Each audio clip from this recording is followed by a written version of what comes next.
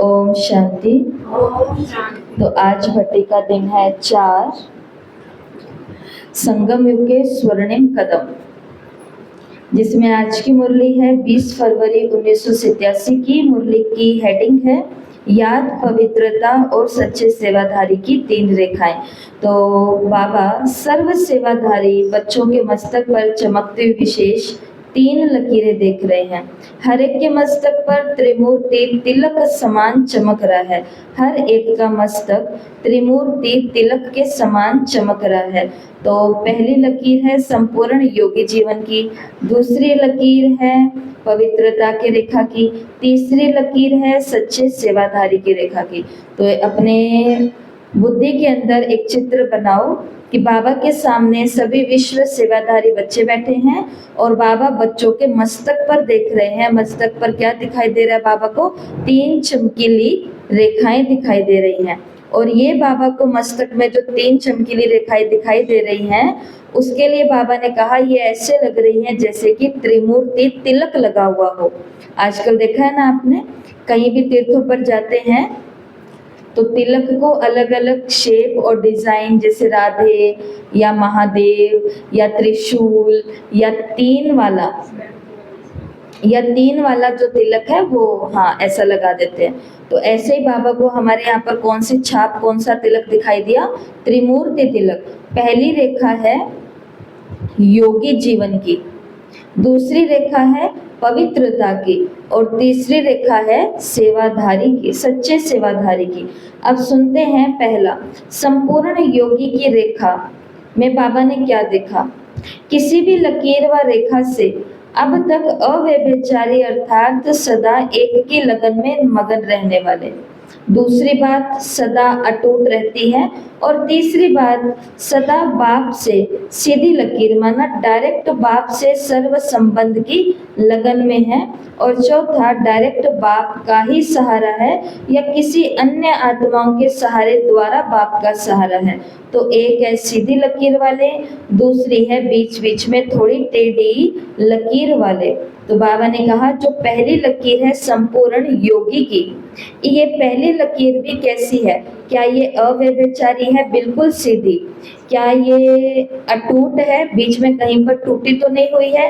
क्या ये केवल एक बाबा ही मेरा सहारा है, ऐसी है? और क्या बाबा ही मेरे सर्व संबंध है? क्या ये लकीर ऐसी है? अगर ऐसी है तो इसे कहा जाएगा लकीर सीधी है। अगर इनमें से कुछ भी विपरीत है, विपरीत का मतलब टूटती है बीच बीच में, कभी कभी बाबा, कभी कभी कोई और, संबंध, सहारे जो भी हैं। तो ये है पहली बात। दूसरी लकीर बाबा ने कौन सी बताई? दूसरी लकीर है पवित्रता की लकीर। इसमें भी बाबा ने 2-3 बातें बताई। तो बाप से पवित्र जीवन का हमें क्या मिला है? सदा और सहज वरदान मिला है। उन्हों की लकीर अब तक सीधी है। दूसरे ब्राह्मण जीवन के इस वरदान को अधिकार के रूप में नहीं करते, कभी सहज, कभी मेहनत से, कभी बहुत पुरुषार्थ से अपनाते हैं। तो उनकी लकीर सदा सीधी और चमकती हुई नहीं होती। तो इस लकीर में बाबा ने केवल 2 बातें बताई। संपूर्ण योगी के लकीर के अंदर बाबा ने 4 बातें बताई और पवित्रता की लकीर के अंदर बाबा ने 2 बातें बताई। 2 ही बात होगी, या तो हमें ये पवित्रता जो है सहज और सदा अनुभव होती है, या फिर कभी कभी सहज, कभी कभी मुश्किल और बहुत पुरुषार्थ से अपनाते हैं। तो आज का ये होमवर्क भी है, क्या मैं पवित्रता को स्वाभाविक वरदान की तरह अनुभव करती हूँ या वो मेरे लिए एक प्रयास और संघर्ष है? तो जो पवित्र जीवन है ये मेरे लिए अभी तक एक प्रयास ही चल रहा है कि मैं कोशिश कर रही हूँ। संघर्ष है, कभी बहुत मेहनत है, कभी क्या है, या ये जीवन जो वरदान के रूप में मुझे सहज और सदा के लिए प्राप्त हो गया है, ये आज आपको थोड़ा सा रुक के अपने आप की जांच करके अपनी कॉपी में लिखने का होमवर्क करना है। क्या आपको ये होमवर्क समझ में आ गया? मुरली के अंदर बाबा ने कहा कि जो दूसरी लकीर है पवित्रता की, ये लकीर या तो सीधी होगी या फिर टेढ़ी मेढ़ी होगी। सीधी लकीर का मतलब होता है कि पवित्रता सबसे पहला वरदान हमें भगवान से मिला जब हम बाबा के बने तो सबसे पहला वरदान क्या था? पवित्र भव, योगी भव। तो हमारा उठना, बैठना, खाना, पीना, बोलना, जैसे हर कोई जब शुरू शुरू में ज्ञान में आता है तो सबसे पहले क्या बोलता है कि जब से मैं बाबा का ज्ञान सुनने लगा हूँ तब से मैं ना बहुत कम फालतू बातें सोचता हूँ। तो इसका मतलब प्योरिटी आ गई है विचारों की। जब से मैं बाबा का बना हूँ तब से मैं बहुत कम बुरी बुरी बातें बोलने लग गया हूँ। अब मेरे वाणी के ऊपर कंट्रोल रहता है, मैं किसी को कुछ भी बोलता नहीं हूँ। इसका मतलब वाणी की प्योरिटी आ गई है। इसी प्रकार से खान पान है, इसी प्रकार से संबंध है। तो लकीर सीधी है, इसका मतलब वरदान मुझे सदा और सहज प्राप्त है। लकीर टेढ़ी मेढ़ी है तो इसका मतलब कभी मेहनत है, कभी कभी है, कभी कभी नहीं है, कभी मुश्किल है, कभी आसान है। इसे बोलते हैं कि प्रयास जारी है, संघर्ष जारी है। ये पहला काम सभी को अपने कॉपी में आज करना है। तो पहली लकीर की बात हो गई है योगी की लकीर। दूसरी लकीर की बात हो गई है पवित्रता की लकीर। इस पवित्रता की लकीर के अंदर बाबा ने क्लियर किया कि पवित्रता का संपूर्ण रूप केवल ब्रह्मचारी नहीं लेकिन साथ साथ ब्रह्मचारी भी है। ध्यान से सुनना, बाबा ने कहा ब्रह्मचारी अर्थात ब्रह्मा के आचरण पर चलने वाले। पवित्रता का अर्थ है सदा बाप को कंपेनियन माना, साथी बनाना, और बाप की कंपनी में रहना। कंपेनियन बना दिया बाबा मेरा, ये भी आवश्यक है, लेकिन हर समय कंपनी भी बाप की रहे। इसको कहते हैं संपूर्ण पवित्रता। ध्यान देंगे, बाबा ने कहा संगठन की कंपनी, परिवार के स्नेह के मर्यादा वो अलग चीज है, वो आवश्यक है। जैसे अब हम सब संगठन में बैठे हैं तो एक दूसरे से मुंह फुला के तो नहीं बैठेंगे। हम कैसे बैठेंगे? प्रेम से बैठे हैं। जैसे मैं पढ़ रहा हूँ, अरे ये भी आज आए हैं, ये भी पढ़ रहे हैं, वाह कमाल की बात है बाबा, बहुत अच्छा बहुत अच्छा, और आगे बढ़ो। तो स्नेह की मर्यादा के कारण कंपनी में रहना वो अलग बात है। सेवा पर जाएंगे, जैसे आपको पता है बहनें सेवा पर जाती हैं तो कभी भी अकेली अकेली नहीं जाती, क्योंकि ये नियम है हमारे यज्ञ का। ये नियम है कि कहीं भी जाना है तो 1 2 3 4 को जाना ही जाना है, ऐसा नियम है, समय अनुसार या जो भी विधि है उसके अनुसार।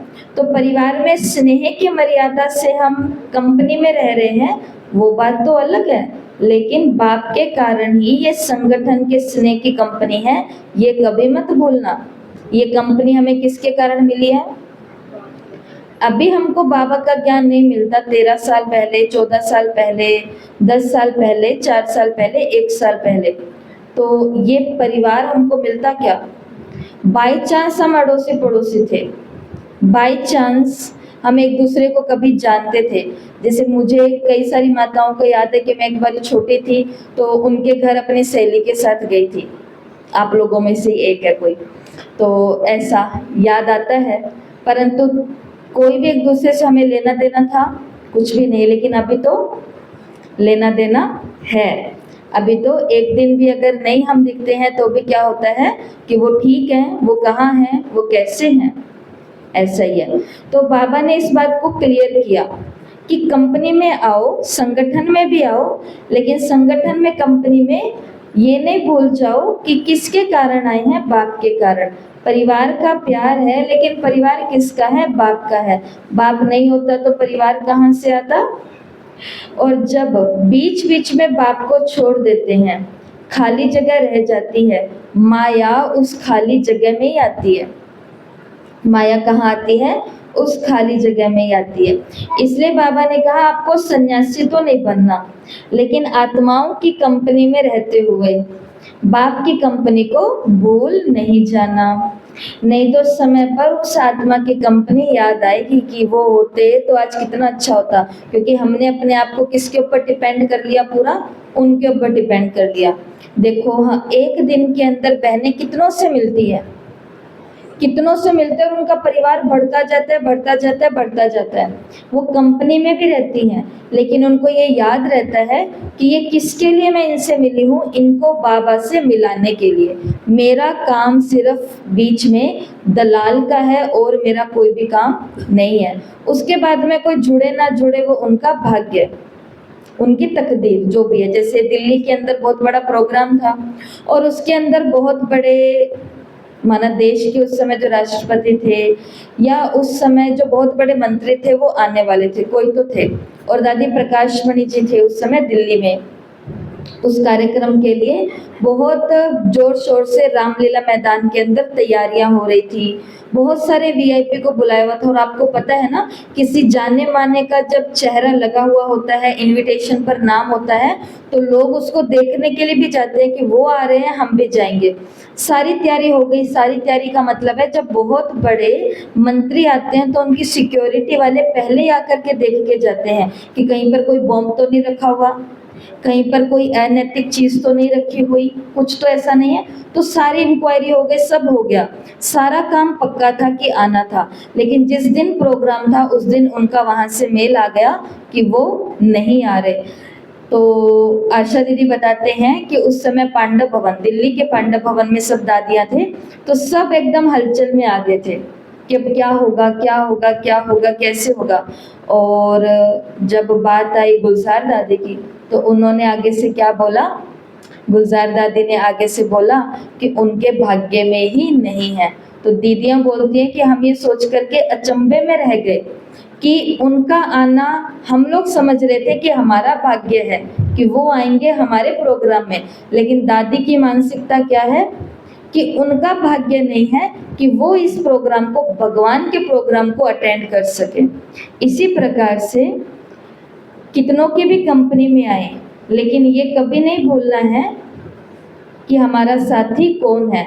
अगर वो वाली जगह खाली हो गई, उस खाली जगह पर भरने के लिए कौन आ जाएगी, माया आ जाएगी। और माया क्या कहेगी, यही मेरा है, यही है, यही है, यही है। इसलिए बाबा ने कहा आपको सन्यासी तो नहीं बनना। तो जैसे हम सेवाधारी होते हैं तो हम सन्यासी तो नहीं बनते, आत्माओं की कंपनी में आते हैं, लेकिन आत्माओं की कंपनी में आते हुए बाप को भूल नहीं जाओ, नहीं तो समय पर वो आपको याद आएगी कंपनी और बाप को भूल जाएंगे। ध्यान से सुनना, क्योंकि साकार शरीरधारी के सहारे की आदत होगी तो अव्यक्त बाप और निराकार बाप पीछे याद आएगा। आदत हमें किससे होगी, आदत हमें किससे होगी, पहले साकारी को याद रखने की, पहले साकारी से बात करने की, पहले साकारी का सहारा लेने की, कि पहले इनको कह देती हूँ, बाकी बाबा तो है ही, बाबा को तो कह ही दे, बाबा को तो सब पता ही है। ये चालाकी काम नहीं आएगी। और इसी के लिए बाबा ने बोला अगर ये आदत बढ़ गई ना तो फिर अव्यक्त बाप और निराकार बाप पीछे याद आएगा, पहले शरीरधारी आएगा। और बहुत पावरफुल महावाक्य है जिनको अपने पास रखना है और ज्ञान बैंक में आज डालना है, वो डाल सकते हैं। बाबा ने कहा जो बाप को दूसरे नंबर पे रखते हैं उनको पद क्या मिलेगा, नंबर 1 मिलेगा या 2 मिलेगा, 2 ही मिलेगा। अगर बाप को 2 नंबर पर रखा, उनको तो कह ही दिया है वो तो मेरा ये काम कर ही देंगे, बाकी तो बाबा है ही। तो बाबा कहते हैं ऐसे अगर करोगे तो फिर यहाँ पर तो बाबा आकर के हमें कुछ नहीं कहने वाला। देखो दीदियां तो बोल देती हैं, हम बहनें तो बोल के बता तो देते हैं कम से कम, बाबा तो बोलता भी नहीं है, बताता भी नहीं है, सिर्फ चुपचाप वो मौन में देखता है। क्यों? क्योंकि उसको पता है जो जो हो रहा है इसका रिटर्न कहाँ मिलने वाला है, पद पोजीशन भावी आने वाली नई दुनिया में। तो बाबा को 2 नंबर पर रखा तो फिर हमको नंबर 1 थोड़ी ना मिलेगा।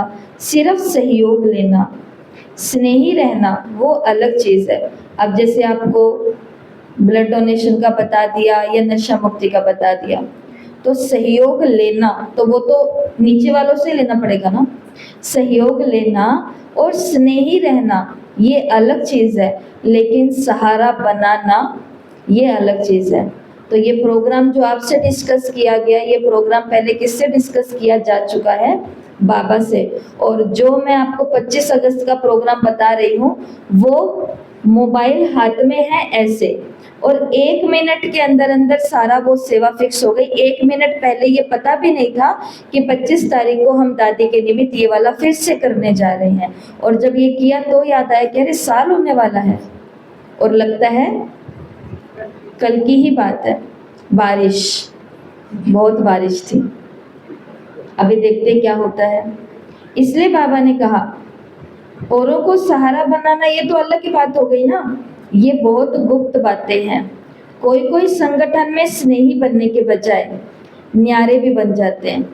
अब कई हैं जो दूसरा काम करते हैं, वो कौन सा है कि कहीं ना मालूम हम इनमें फंस जाएं, इसलिए इनसे दूर रहना ही ठीक है। वो बिल्कुल ही दूर रहते हैं, संगठन के पास ही नहीं आते, ना कोई सेवा में साथ, ना कोई ट्रिप में साथ, ना कोई पिकनिक में साथ, कहीं पर भी साथ नहीं, क्योंकि उनको क्या लगता है किस बात का कि कहीं मैं इनमें फंस ना जाऊं, इसलिए दूर रहना ही ठीक है। बाबा ने कहा लेकिन नहीं, 21 जन्म भी प्रवृत्ति में परिवार में ही रहना है ना, तो अगर डर के कारण किराना कर लेते, न्यारे बन जाते, तो फिर तो कर्म सन्यासी के संस्कार हो गए। हमें तो कर्म योगी बनना है, कर्म सन्यासी नहीं बनना। बाबा की मुरली की गहराई को समझना, अगर डर के कारण किनारा कर रहे हैं तो ऐसा नहीं करना। डर भी कौन सा कि कहीं मैं इनमें फंस ना जाऊं। लेकिन अगर हमको सच में लग रहा है कि मेरी यहाँ इस संगठन में सेफ्टी नहीं है, मैं जहाँ सेवा करने के लिए जा रही हूँ वो लोग मेरे लिए सेफ नहीं हैं, तो उसके लिए 1986 की वाणियों में बाबा ने क्या कहा, चाहे कितना भी बड़ा कुछ हो कार्य, उस कार्य को भी छोड़ दो।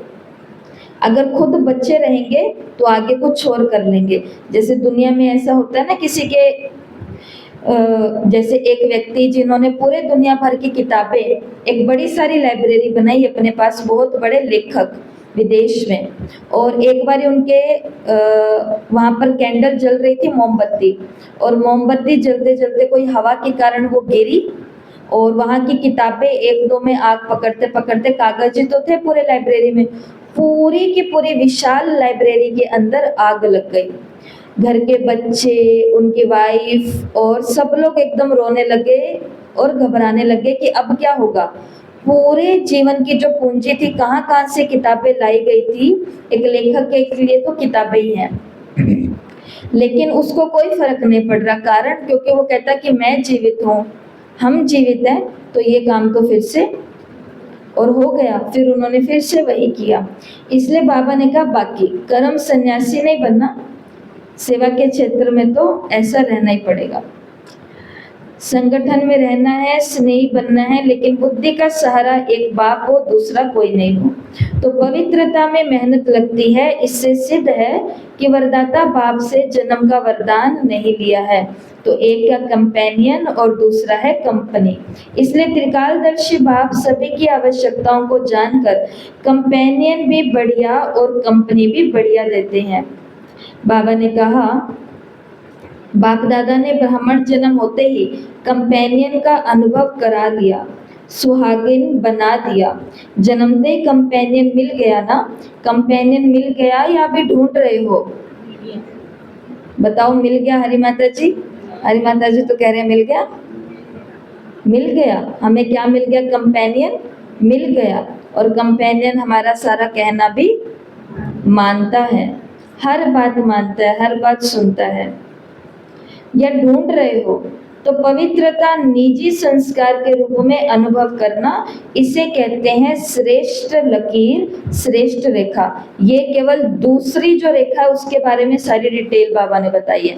तो पहली रेखा थी योगी की, दूसरी रेखा थी पवित्रता की। उसके अंदर बाबा ने कहा पवित्रता केवल ब्रह्मचर्य नहीं है, ब्रह्मचारी, हर कदम पर ब्रह्मा बाबा का आचरण हो। और हाँ, फिर उसके अंदर बाबा ने पवित्रता का ये बता दिया कि परिवार में स्नेह के मर्यादा के कारण संगठन में कंपनी के लिए रहना वो अलग चीज है, बाकी ये संगठन जिसके कारण हमें मिला है उसको भूल करके हमें संगठन, ऐसा ही होता है। जिसके कारण हुआ है वो तो हमें याद नहीं है, पर लोगों ने आपस में इतने रिश्ते, लोग मतलब कि भाई बहन आपस में इतने रिश्ते बना लेते हैं, हमने अपनी आंखों से देखा कि आज उनसे पूछते हैं कि आप मुरली सुनते हो, पूछते हैं तो नहीं, वो तो नहीं सुनते। बाबा को याद करते कहते नहीं, उन्होंने तो बाबा को छोड़ दिया। बाबा को छोड़ दिया, लेकिन बाबा के घर जो लोग मिले ना, उनको आज तक बाबा को छोड़ने में देरी नहीं लगाते, बहन को भी छोड़ने में देरी नहीं लगाते, परंतु यहाँ पर जो हमारे रिश्ते बने उनके पास अभी तक आते हैं, जाते हैं, लेन देन करते हैं, अपने सारे घरेलू या व्यापारिक काम धंधे हैं वो चलाते हैं। तो बाबा ने कहा ये तो फिर नंबर 2 हो गया ना बाबा। इसलिए बीच में जब खालिस्तान रहता है ना, जब ये हमारी उस पूरी की पूरी वो तालिका बनी हुई है, उसके अंदर जो लिखा हुआ है कि सेवा केंद्रों पर आने वाले भाई बहन आपस में क्या क्या नहीं कर सकते, वो सारी बातें यहाँ लिखी हुई है। ये बर्थडे, ये फंक्शन, ये पार्टी, ये शादियाँ, या ये घरों में लेन देन या व्यापार की चीजें, ये इसलिए लिखा गया है कि धीरे धीरे करते करते वो पहले नंबर पर हो जाते हैं और बाबा पता नहीं चलता, धीरे धीरे पता नहीं चलता। कोई भी जानबूझ के ऐसा नहीं करता है, पर सहारा तो सबको चाहिए ना। बाबा तो दिखता नहीं है, वो लोग तो दिख रहे हैं जो हाथों हाथ सहारा दे रहे हैं। इसलिए हमेशा याद रखना, मेरी कंपनी और मेरा कंपेनियन कौन है? बाबा ही है मेरा कंपेनियन, बाबा। और तीसरी लकीर है वो है सच्चे सेवाधारी की। अभी मैं जल्दी जल्दी पूरा करती हूँ क्योंकि आज समय हो गया। सच्चे सेवाधारी की लकीर है। तो सेवा ब्राह्मण जीवन को सदा निर्विघ्न बनाने का साधन भी है, लेकिन सेवा में ही सबसे ज्यादा विघ्नों के पेपर भी आते हैं। सेवा में आते हैं तभी तो कंपटीशन है, तभी तो सारा खेल है। तो सेवा अर्थात संगठन का सर्व आत्माओं की दुआओं का अनुभव करना। हम सेवा किस लिए कर रहे हैं? किसी से आगे जाने के लिए नहीं कर रहे हैं, किसी को दिखाने के लिए नहीं कर रहे हैं। हम सेवा किस लिए कर रहे हैं? क्योंकि भाई हमें तो सर्व आत्माओं की दुआएं चाहिए, दुआएं चाहिए। जैसे आजकल के जो बीमारियों को हटाने वाले डॉक्टर्स होते हैं, वो एक्सरसाइज कराते हैं, और एक्सरसाइज में पहले पर्दा होता है और एक्सरसाइज में पहले दर्द होता है, लेकिन वो दर्द सदा के लिए बेदर्द बनाने के निमित्त बन जाता है ना। पहले तो बहुत दर्द होता है, लेकिन वो दर्द सदा के लिए क्या बना देता है? बेदर्द बना देता है। जिसमें ये समझ नहीं होती है वो चिल्लाते हैं कि इससे तो मेरा और ही दर्द कर दिया। डॉक्टर के पास गई तो डॉक्टर ने मेरा क्या कर दिया? और ही दर्द कर दिया। जिनको मालूम नहीं है, सुनना ध्यान से, लेकिन इस दर्द के अंदर छिपी हुई दवा है। जो आज हमें दर्द लग रहा है ना, ये हमें कई सारे दर्दों से बचा रहा है, बेदर्द होने से।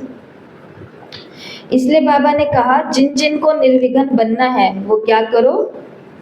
सेवा करो, क्योंकि निर्विघ्न बनने का साधन क्या है? सेवा। और हम सभी को पता है जिस समय जिस सेवा की आवश्यकता है वो करोगे तो दुआएं भी मिलेंगी और साथ में बिजी तो रहना ही होता है। और मुरली का लास्ट पॉइंट हम सुनते हैं, सब बातों का सार है, निस्वार्थ निर्विकल्प स्थिति से सेवा करना ही सफलता का आधार है। तो सेवा के निमित्त आए हुए सभी बच्चों को बाबा क्या कह रहे हैं? वाह बच्चे वाह।